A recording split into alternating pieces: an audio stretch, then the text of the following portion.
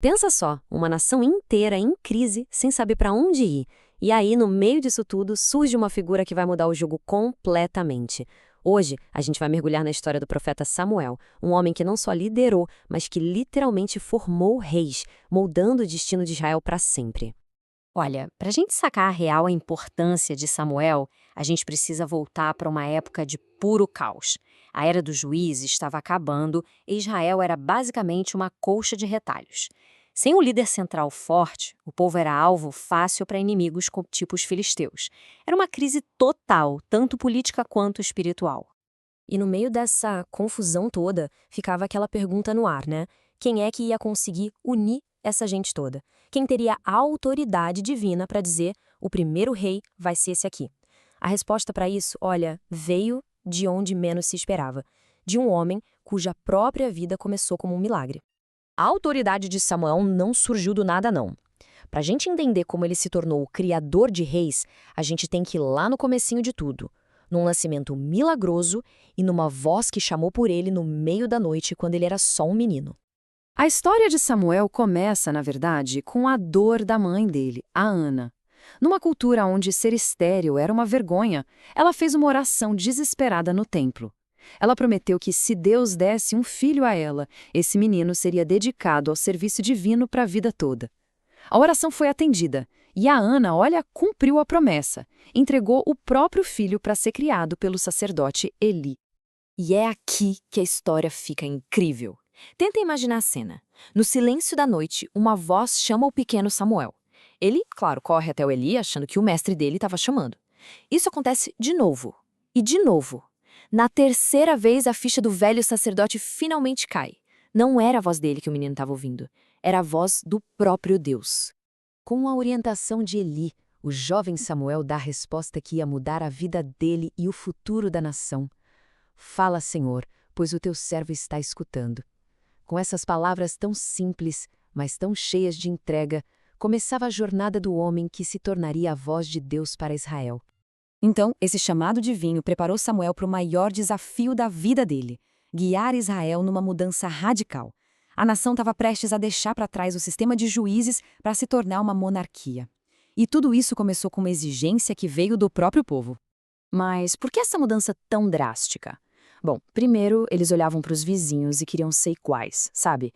Ter um rei parecia mais organizado, mais forte. E tinha um problema interno sério. Samuel já estava velho e os filhos dele, que deveriam ser seus sucessores, eram corruptos. O povo não confiava neles. Eles queriam um rei, um líder militar para unir todo mundo. Para Samuel, esse pedido doeu. Foi como uma afronta pessoal. Mas Deus mostrou para ele a verdade mais profunda. A rejeição não era contra Samuel, mas contra o próprio Deus como rei de Israel. Mesmo assim, a ordem divina foi clara: dê ao povo o que eles pedem. Mas antes, avise sobre o preço que eles vão pagar por ter um rei humano. E assim foi. Guiado por Deus, Samuel ungiu o primeiro rei de Israel. O escolhido foi Saul, um homem alto, forte, que parecia o líder perfeito, sabe? Mas a história dele acabou se tornando uma lição trágica sobre como o poder pode corromper e, principalmente, sobre a importância da obediência. O reinado do Saul, que começou tão bem, foi marcado por 2 erros fatais, como a gente vê aqui. O primeiro foi um ato de pura impaciência. Antes de uma batalha, ele mesmo fez um sacrifício, algo que só um sacerdote podia fazer. O segundo foi desobediência direta. Depois de vencer os amalequitas, ele poupou o rei inimigo e o melhor do gado, indo contra uma ordem explícita de Deus. E é nesse confronto tenso com Saul que Samuel entrega uma das lições mais famosas da Bíblia. Ele olha para o rei e diz que Deus não está interessado em rituais vazios. A mensagem é direta e cortante. Obedecer é melhor do que sacrificar. A intenção do coração vale muito mais do que qualquer cerimônia. A consequência da desobediência de Saul foi definitiva. Através de Samuel, Deus deu o veredito. O reinado de Saul acabou. Ele foi rejeitado. E isso abriu caminho para a próxima e talvez a mais importante missão de Samuel como o criador de reis. Com Saul rejeitado, Deus manda Samuel para uma missão nova e dessa vez secreta: encontrar o próximo rei. Só que agora os critérios seriam bem diferentes. O novo rei não seria escolhido pela aparência ou pela vontade do povo. Não. ele seria escolhido pelo que tinha dentro do coração. O contraste entre os dois reis é fascinante. Saul foi a escolha do povo, alto, imponente, o líder que todo mundo queria ver no poder. Já Davi foi a escolha secreta de Deus. Uma escolha que não se baseava no que se via por fora, mas em qualidades que só o divino podia enxergar. Quando Samuel chegou na casa de Jessé para encontrar o novo rei, até ele se enganou. Ele viu os filhos mais velhos, todos fortes, bonitões, e pensou, é um desses. Mas Deus o corrigiu na hora com essa lição atemporal. O homem vê a aparência, mas o Senhor vê o coração. O verdadeiro rei não estava nem ali. Estava no campo cuidando das ovelhas, um jovem pastor chamado Davi. Samuel ungiu Davi ali mesmo, na frente da família toda, que ficou de queixo caído. Mas é super importante entender uma coisa. Isso não colocou Davi no trono de imediato. A unção foi só o começo de uma longa jornada de preparação. A partir daquele momento, o Espírito de Deus começou a capacitar Davi para o seu destino, enquanto Saul, o rei rejeitado, ainda estava no poder. Olhando para trás, a gente vê que a vida de Samuel foi definida por esses momentos de virada. Ele não foi um mero espectador da história, não. Ele foi um dos seus principais arquitetos. O legado dele é o de uma figura de transição, que guiou sua nação numa das fases mais críticas de toda sua existência.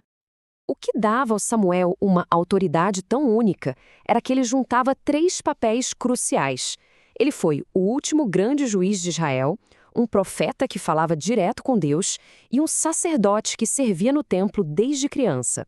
Essa combinação, que era raríssima, fez dele a bússola moral e espiritual da nação. Samuel foi literalmente a ponte entre 2 eras.